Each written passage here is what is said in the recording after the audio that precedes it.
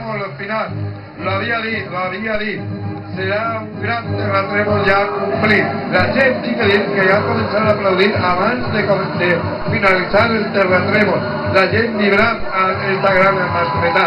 Demà també tenim una bona cita perquè demà serà pirotècnia Tomàs de Benicarló i segur que moltíssima gent veïns de Benicarló vindran a acompanyar el seu pirotècnic.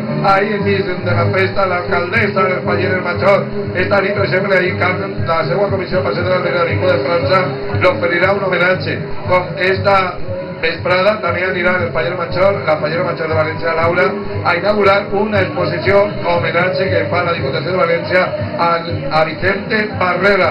I anem a recordar el millor moment d'esta gran mascletà d'Hermanos Borredà de Rafael Cofer.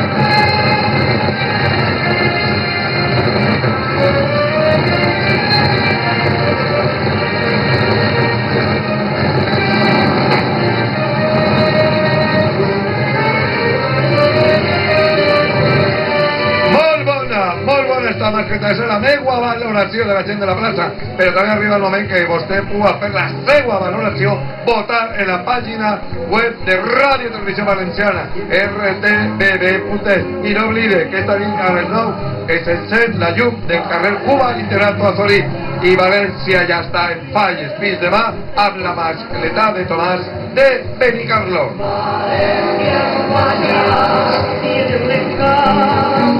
Inolvidable.